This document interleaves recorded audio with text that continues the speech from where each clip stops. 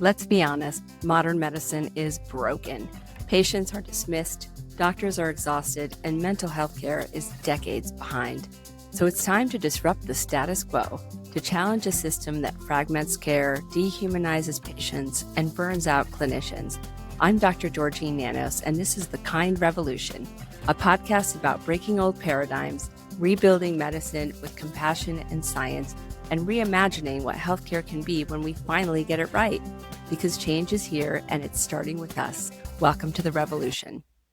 Welcome to the Kind Revolution podcast. I'm Dr. Georgine Nanos, and today we have the pleasure of speaking with the incredible Dr. Nicole Basa. Dr. Basa is a fellowship-trained, board-certified surgeon who completed her general surgery training at USC and her fellowship in minimally invasive and bariatric surgery at UCLA.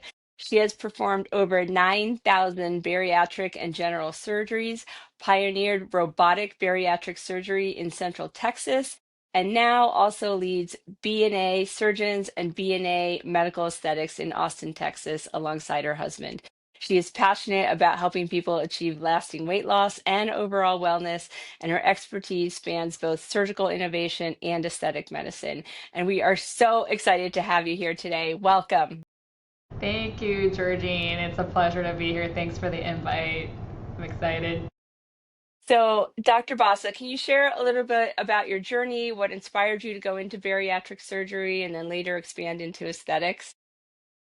Yeah, so at a young age, I guess in high school, I looked up to my uncle who was a pediatric surgeon, and I loved to use my hands. I did a lot of building models and kind of stuff when I was younger, and so I liked medicine, I loved science, and I liked to use my hands. And so, when I was in high school, I volunteered, I was a candy striper, wore that fancy uniform back in the day. I don't know if they still do that, but did that, and then did some stuff to in college, did some volunteer work and stuff, then went to medical school, and then really out of all of the fields, surgery just drew. I don't know, maybe I'm a masochist or whatever it is. I can tell you my first experiences in medical, and you could probably attest to this in surgery, is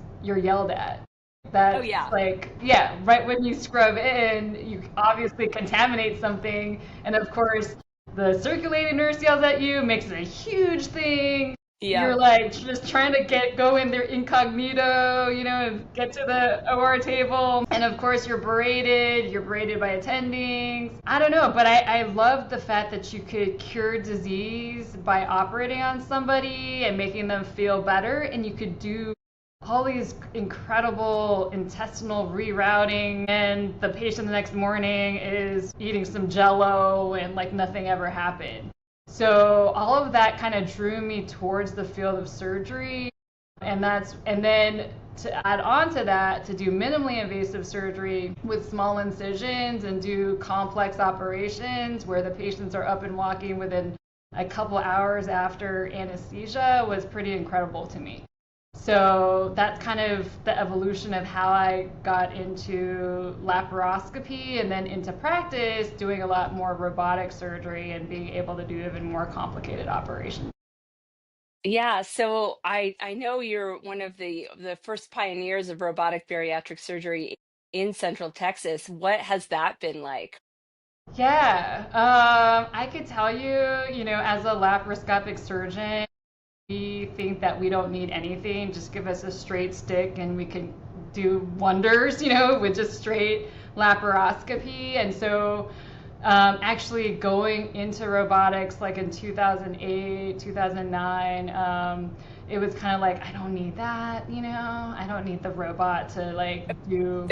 Well, I'm going to interrupt you for a second. Explain the difference for our audience who might be just not in medicine at all. And not in medicine. What's the difference? Yeah, just robotics versus straight laparoscopy. So straight laparoscopy, you use these straight instruments and you basically insert them into ports, little tiny incisions that use these ports that you put the instruments through.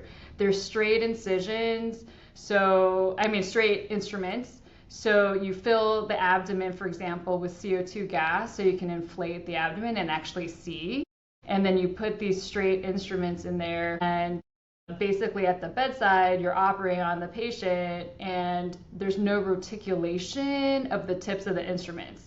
So you could be up, kind of operating on multiple steps, pushing down on these instruments to have it lift up. So it's kind of opposite. It's kind of like, I guess if somebody were flying a plane, it's kind of like you turn left and then it goes to the right. So the shaft kind of mirrors what you do on the outside. And so there are limitations to doing laparoscopic surgery. For example, if you do surgery on somebody who's morbidly obese, who has like a very thick abdominal wall, I've actually done it where I'm like trying to lift up the instrument. So it's like going in this direction, but you're trying to move it upward, where your fulcrum, the abdominal wall, is like fighting against you, and you actually bust the shaft of the laparoscopic instrument. So I've done that in fellowship for sure, like try to torque up and then it pops and snaps and stuff. So robotic surgery works differently, where you basically put the same make the same laparoscopic incisions, you put the port, which is airtight, so CO2 doesn't escape it, and then you put the instruments in there. It's called docking the robot, and the robotic arms moves on the outside, and it doesn't torque too much on the abdominal wall, and then the instruments on the inside can reticulate. So I use my fingers at the console to move the tips of the robotic instruments up and down and around, and it mimics my movements of my fingers. So, and you're sitting at a console away from the bedside, right? That's the coolest part. Yeah. So I'm sitting on the side of the patient. So first I put all the ports in, put all the instruments in, dock the robot with the tech, and then I go off to the side and put my head in a viewer that's basically 3D. And then I control basically 4 different arms doing the surgery. So I control the camera that I move in and out and side to side. And then I control my retracting arm that can retract the tissue in whichever way you're pulling it. And then my other 2 arms where I'm like actually dissecting. So it's almost like having, 4 arms. 2 other people and yourself doing surgery. So it definitely cuts down on people around the bedside, because really all I need is a surgical tech there, taking instruments out, putting instruments in, kind of thing. Wow. It's almost like a flight simulator, but way cooler. Yeah, kind of. Yeah. So one of the things that people think about bariatric surgery is that it's only for people who may be like 5, 6, 700 pounds. Can you help us understand who like the ideal patients are? Yeah, absolutely. So the ideal patient is basically a patient who've tried multiple diets in the past, yo-yoed back and forth, which is actually a normal thing to happen. It's yo-yoing to get back to what's called your set point. So really, I think people underestimate what your weight really needs to be to qualify. So some of the people who get to normal weight is really, only like 60 pounds above what their weight should be. For example, if you're a, 5'6" woman and you weighed like 180, 190, close to 200, you could probably qualify for bariatric surgery.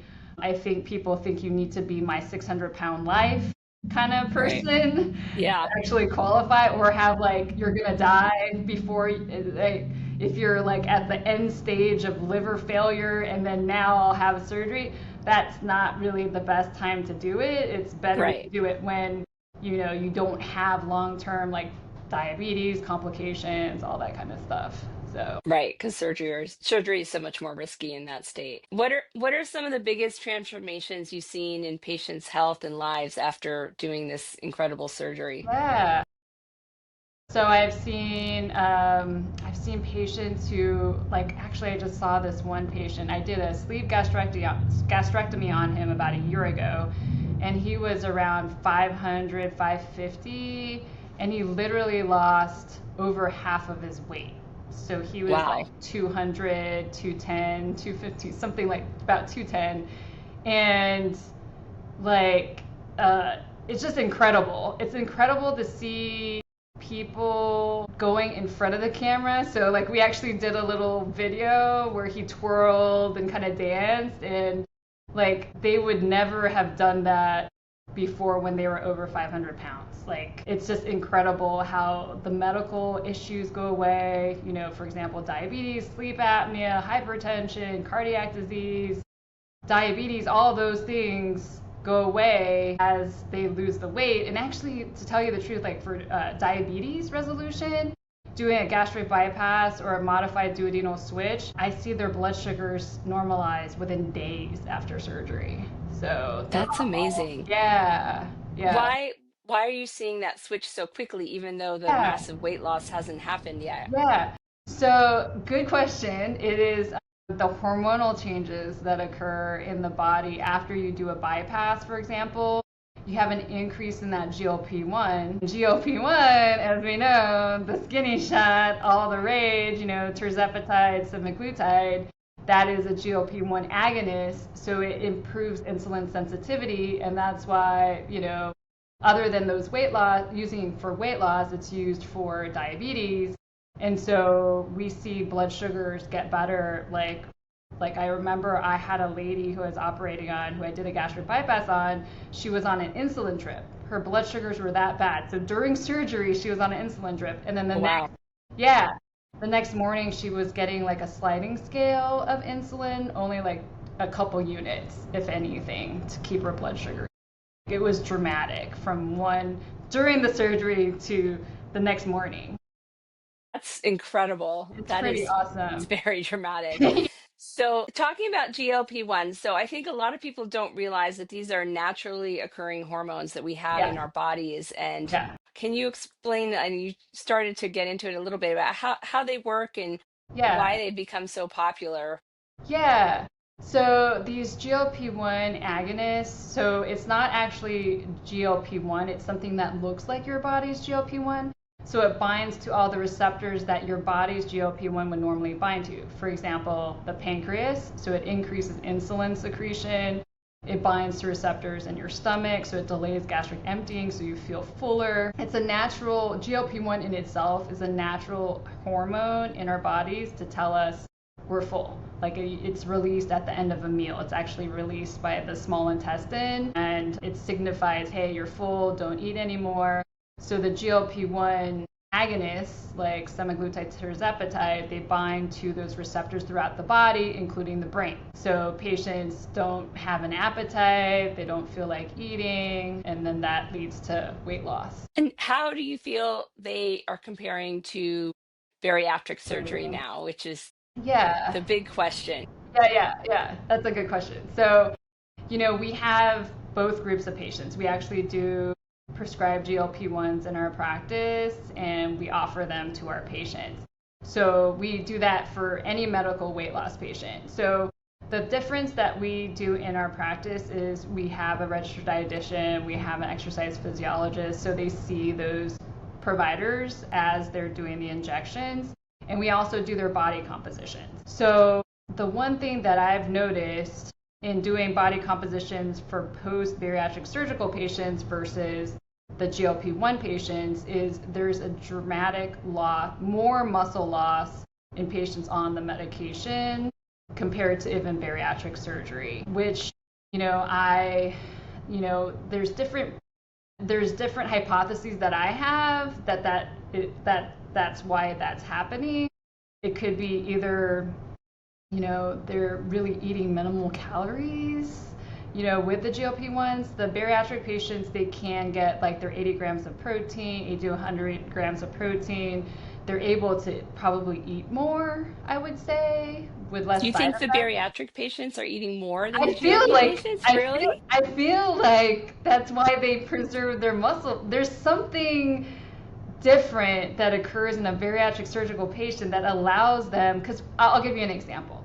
I had a patient who had a sleeve gastrectomy, and he had massive weight loss. He started at about 450, something like that, and he lost about 180 pounds after a sleeve gastrectomy. And he preserved his muscle mass. Like he kept, like he only lost, I believe, about 8 pounds of muscle, but he lost about 150 pounds of fat. Then he kind of gained a little bit back, and he wanted to try the GLP-1s. So he actually became a spokesperson for, I don't know, the GLP, like this one company. And so he started that. 6 months later, he came back and saw me, and he lost another 40 pounds. And I was like, wow, okay, that's great. We took his body composition, and he lost about 10 pounds of muscle and 30 pounds of fat.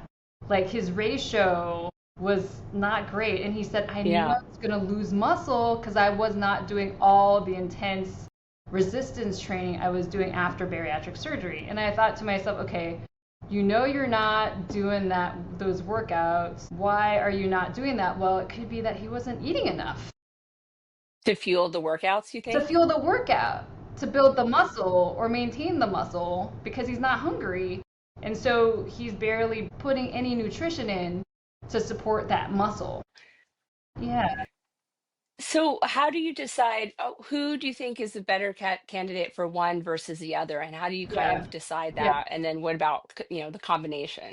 Yeah. So that's a good question. So I think if somebody qualifies for bariatric surgery, I think their odds of maintaining weight loss after a bariatric operation is higher than if they go on a GLP-1 and stop the GLP-1. I think their odds of keeping weight off after surgery is higher than using the meds, because with the medications, I think they could maintain their weight loss, but they have to be on some sort of dose of it, probably for the rest of their life, potentially, until the body builds a resistance or something like that to the medication. So if you qualify for bariatric surgery, meaning a BMI of over 35 with a comorbidity like sleep apnea, diabetes, or cardiac disease, or if your BMI is over 40, I think considering weight loss surgery. If your BMI is less than 35 and you have, maybe 20, 30, 40 pounds maybe to lose and you don't qualify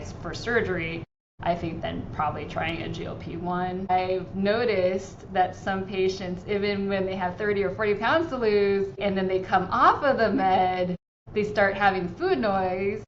And this is one right up your alley, TMS. So we've started ExoMind, and it's helped cure that food noise, which is Yeah, and that's what I love about your practice that I want to get yeah. into, because you do so much more beyond just the bariatric surgery. You incorporate really whole body wellness, and you've expanded into aesthetics as well, which is so unique for a bariatric surgeon. So, what inspired you to kind of move in that direction? Yeah, good Yeah. question. So, we started thinking about loose skin and things like that probably early on when we started our practice, just because our patients who would come and see us for consultations for bariatric surgery, they would always say, would I have loose skin? Is that a problem? How can I prevent loose skin? And I remember having a patient who actually didn't want to have surgery because they didn't want to have loose skin. So that's where the aesthetic side of it came into play, where we try to look at different things for, non-invasive and minimally invasive skin tightening kind of procedures. And so that's why we don't want a patient to say that they don't want to have surgery to lose weight and get healthier because they don't want to have loose skin. So that's why we started the aesthetic side. In terms of the brain side, I can tell you the biggest cause for weight regain after bariatric surgery, and I could say this after doing bariatric surgery in practice for almost 20 years, is emotional eating, grazing, anxiety eating, using it to soothe whatever it is you're trying to soothe. And so we actually had a hypnotherapist in our practice. We did have a licensed clinical social worker in our practice to kind of help with emotional eating.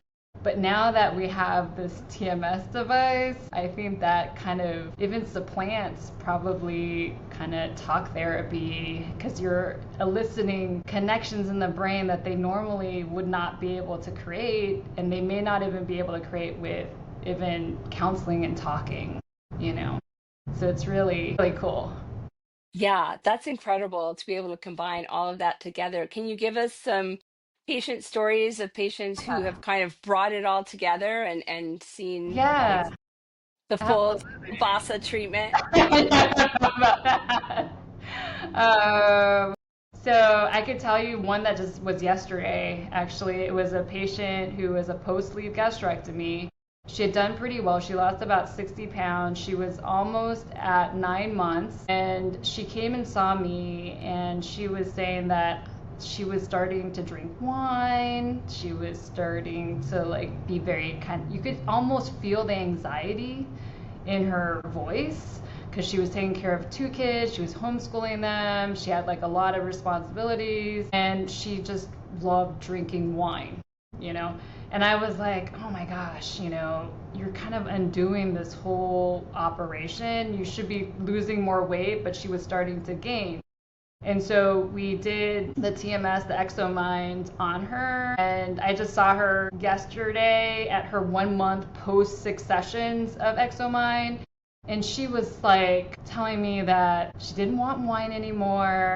Her anxiety completely dropped. Like she wasn't anxious. She was homeschooling. She was volunteering for more things to do. Oh She's, my God, yeah, that sounds like a bad idea. I know. But yes, She was like if she volunteering. likes it, yeah. Yeah, she was like, but it seemed like she was able to get things done. Like, Hmm. even after the first treatment, she was cleaning all her dishes and not even stopping and like doing something else. And like, she finished tasks. And that's what she noticed now is first off, she doesn't want alcohol, she doesn't graze. She actually lost an additional 13 pounds since I saw her 2 months prior. So she's on the right pathway in terms of continuing to lose weight. It's like I'm blown away. I can't even. And you, Georgine, like was the inspiration. Even like after talking to you, incorporating this into our practice. Like I was speechless when I was talking to you about like what you've seen in your patients that I knew I had to give it a try for my patients. So Yeah, I'm pretty so awesome. happy that you guys have found so much success. Yeah, Are you finding that equal benefit after both with GLP use yeah, and with post yeah. bariatric surgery as well? So it's so I did have another patient who was post bariatric, and then I put her on some GLP-1s to lose a little bit more weight, so another 30 pounds or so. And then 2 months after, she had a bunch of food noise. So I've noticed with her, so I haven't seen her 1 month follow up yet, but I've heard from my staff that she felt like that food noise went away. I do have another one patient who was just GLP-1s, and it didn't seem to be as potent. I don't know. It's hard to tell right now Yeah, what the difference is. Like if they're on a GLP-1 and coming off of it, using it versus a post-berry that's starting to have like food noise. I right. don't know if it's not as like if you're on the med and you come off of the med that it's stronger than from bariatric surgery and then you start to graze or snag or I don't know. It's hard to but that will be a good study. Yeah, yeah, that would be a great Yeah. one. Yeah. What do you think is one of the most common myths or misconceptions about bariatric surgery that you're dying to Yeah. clear up? Yeah. So one of the biggest misconceptions is the post-op recovery and how scary the operation is. I think people think right after surgery you're going to be in the ICU, intubated, you can't walk, it's like horrible.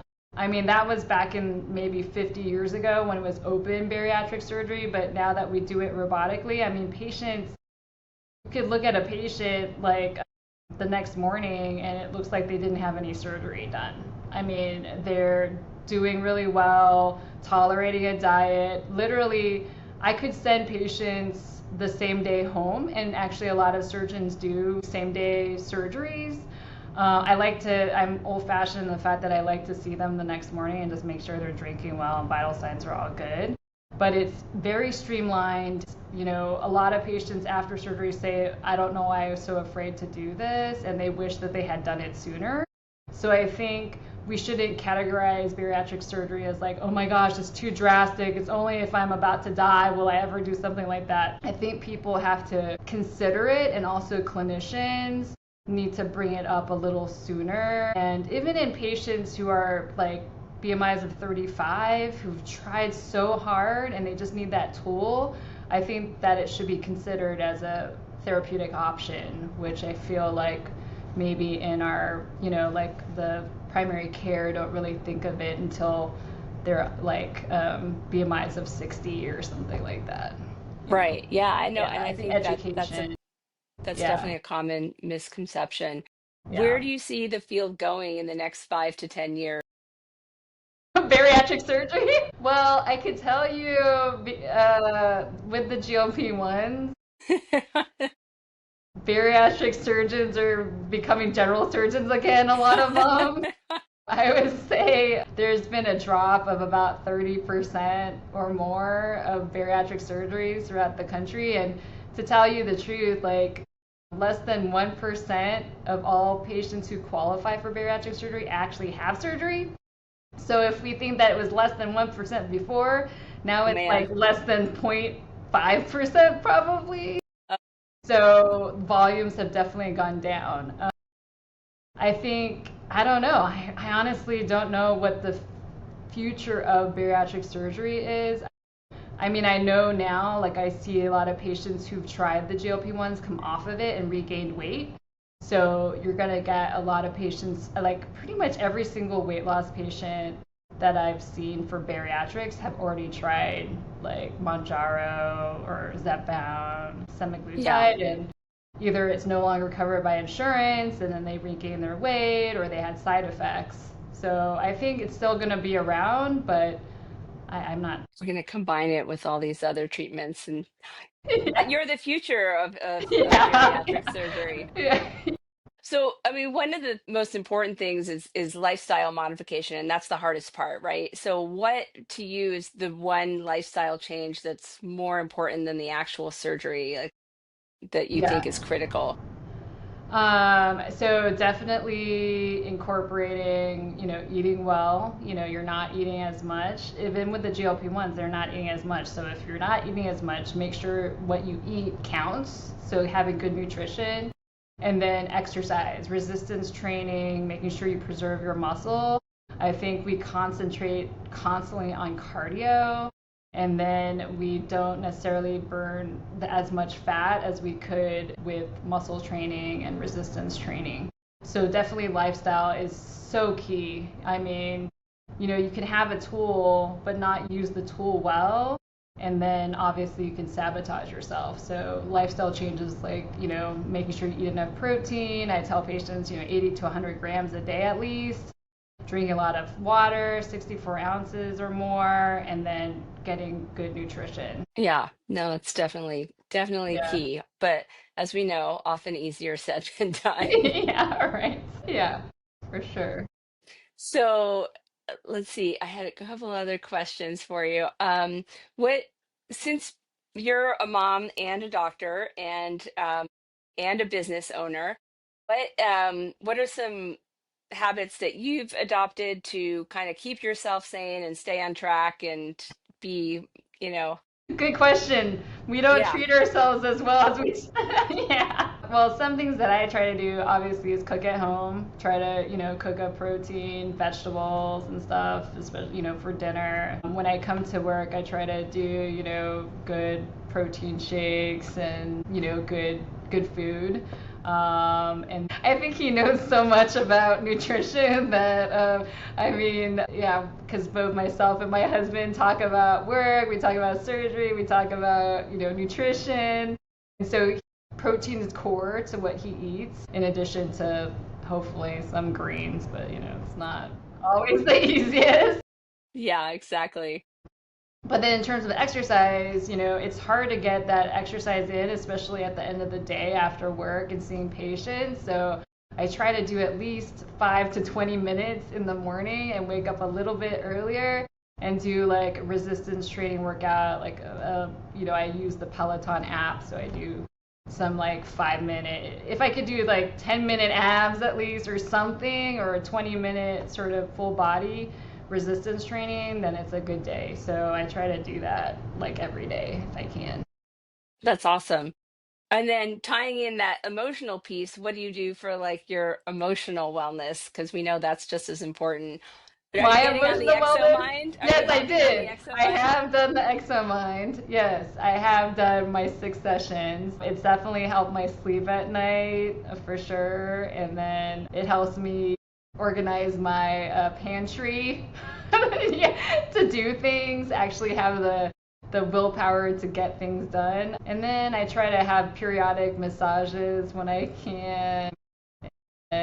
But that's a very good question. I think us as women, we don't really know how to relax that much. I have the same problem. Yeah, I know.